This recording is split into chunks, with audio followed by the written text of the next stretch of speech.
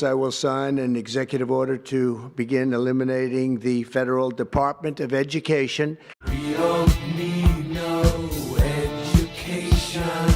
President Donald Trump signed an executive order aimed at dismantling the U.S. Department of Education, thereby fulfilling a key campaign promise to reduce federal oversight and return education authority to the states and the parents, citing poor academic performance and excessive federal spending as the reason. Trump directed Education Secretary to begin the process, although fully abolishing the department will require congressional approval. The administration plans to maintain critical functions like student loans and special education funding within a significantly reduced agency. Democrat leaders and other indoctrination advocates condemn it as unconstitutional and harmful. Today we take a very historic action that was 45 years in the making. In a few moments, I will sign an executive order to begin eliminating the Federal Department of Education once and for all.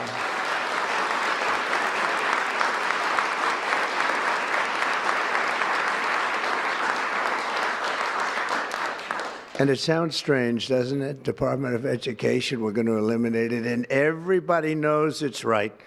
And the Democrats know it's right, and I hope they're going to be voting for it because ultimately it may come before them, but everybody knows it's right, and we have to get our children educated. We're not doing well with the world of education in this country, and we haven't for a long time. And we're pleased to be joined today by the woman who I chose because she's an extraordinary person. And hopefully she will be our last Secretary of Education, Linda McMahon. Linda has been. I tell people that this is what I'm doing today, and they say, oh, it's about time. Everybody says it. Republicans and Democrats have said it. After 45 years, the United States spends more money on education by far than any other country, and spends likewise by far more money per pupil than any country, and it's not even close, but yet we rank near the bottom of the list in terms of success. It's an amazing stat. Those are two stats you don't want. The most money spent per pupil, and you're at the bottom of the list. And that's where we are, like it or not, and we've been there for a long time. 70% of eighth graders are not proficient in either reading or in math, 70%. 40% of fourth graders lack even basic reading skills, can't read.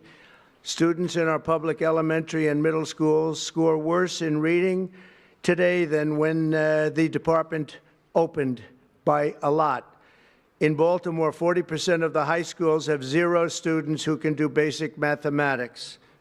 Not even the very simplest of mathematics. I said, give me your definition of basic, and they're talking about like adding a few numbers together. Despite these breathtaking failures, the department's discretionary budget has exploded by 600% in a very short period of time, and it employs bureaucrats in buildings all over Washington, D.C. And I'm pleased to report that after offering these federal employees 2 generous buyout options, and they were very generous, and they're good people, but they were very generous. My administration has initiated a reduction in force, and we're already cutting numbers that were really surprising to a lot that we were able to do it so successfully. And we've cut the number of bureaucrats in half. 50% have taken office, which is great. But the department's useful functions, and such as, and they're in charge of them, Pell Grants, Title I funding, resources for children with disabilities and special needs will be preserved. They're going to be preserved in full and redistributed to various other agencies and departments that will take very good care of them. But beyond these core necessities, my administration will take all lawful steps to shut down the department. We're going to shut it down and shut it down as quickly as possible. It's doing us no good. We want to return our students to the states. With that, I'm going to come down and we're going to sign a very important document, and we're going to be on our way. People have wanted to do this for many, many years, for many, many decades. And I don't know, no president ever got around to doing it, but I'm getting around to doing it. So thank you very much. We don't need no thought control.